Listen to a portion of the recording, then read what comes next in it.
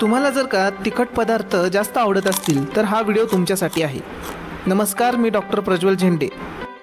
आज मी तुम्हाला तिखट रसाचे गुण, तिखट रस खाल्ल्याने काय शरीरावर परिणाम होतात, त्याचे तोटे, त्याचे फायदे याबद्दल आयुर्वेदात काय सांगितले आहे त्याची माहिती तुम्हाला थोडक्यात देणार आहे। तिखट रस हा गळ्याचे विकार, शीतपित्तजन्य उठणाऱ्या शरीरावरती घांदी असतात, तसेच कुष्ठ म्हणजे वेगवेगळ्या प्रकारचे त्वचा विकार, आलसक म्हणजे पोट गच्च असणे, पूर्ण शरीर गच्च असणे किंवा सूज यांचा नाश करण्यासाठी वापरला जातो। व्रण अवसादन म्हणजे काही विशिष्ट जखमा असतात ज्यामध्ये खूप सारा पुयस्त्राव असतो किंवा खूप सारी घाण असते, तर ती शोषून घेण्यासाठी तिखट रसाचा उपयोग केला जातो। अतिरिक्त स्नेह, मेद व क्लेद म्हणजे शरीरात साठलेली खूप सारी चिकटपणा असेल, खूप सारा लठ्ठपणा असेल किंवा अंगामध्ये साठलेला खूप सारा तेलकटपणा असेल, तो कमी करण्यासाठी तिखट रसाचा वापर आयुर्वेदात केला जातो। तिखट रस हा दीपनीय आहे, म्हणजे तो पाचक अग्नी याला प्रदीप्त करतो, तसेच पचन सुधरवतो। तो रुच्च आहे, म्हणजे तोंडाची चव, जिभेची चव ही सुधरवण्यास तो मदत करतो। तसेच तो शोधन करतो, म्हणजे गोड रस अतिप्रमाणात खाल्ल्याने जो शरीरात चिकटपणा असतो, खूप सारा स्त्राव निर्माण होत असतो, तो कमी करायला हा मदत करतो।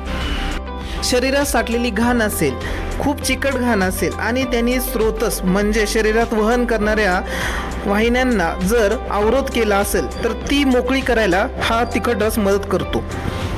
हा कफाचा नाश करतो, जेणेकरून तुमच्या शरीरामध्ये वहन होणारे रक्त किंवा विविध धातू असतील त्यांचं वहन व्यवस्थित होत असते। आता तिखट रस जर तुम्ही अतिप्रमाणात सेवन करत असाल तर त्याचे दुष्परिणाम काय होतात ते बघूया। अतिउपयोग केल्याने ह्याच्या उष्ण आणि तीक्ष्ण गुणाने तुम्हाला तृष्णा म्हणजे तहान लागणे, शुक्र आणि बल यांचं नाश होणे म्हणजे शुक्र धातू जो मूल उत्पन्न करण्यास कारणीभूत असतो त्याचा नाश होतो, तसेच शारीरिक बल हे कमी होते। सोबतच मूर्छा म्हणजे शरीरातील पित्त वाढून चक्कर येणे याचं प्रमाण जास्त होते। तसेच कंप म्हणजे शरीराचे थरथर कापणे याचं प्रमाण जास्त प्रमाणात होते। सोबतच कटी व पृष्ठ म्हणजे कंबर व पाठ यामध्ये वेदना होणे, त्यामध्ये कळा निघणे हे लक्षण दिसायला सुरू होतात। हे झाले तिखट रसाबद्दल आयुर्वेदाने सांगितलेली माहिती। तिखट रस याचं योग्य प्रमाण किती हे जाणून घेण्यासाठी जवळील आयुर्वेदिक डॉक्टरांना भेट द्या। तुमची प्रकृती तपासून, तुमचे शरीर तपासून योग्य ते प्रमाण ठरवले जाईल। हा व्हिडिओ आवडला असेल तर लाईक करा आणि अशाच अनेक आयुर्वेदिक व्हिडिओसाठी मला फॉलो करा। धन्यवाद।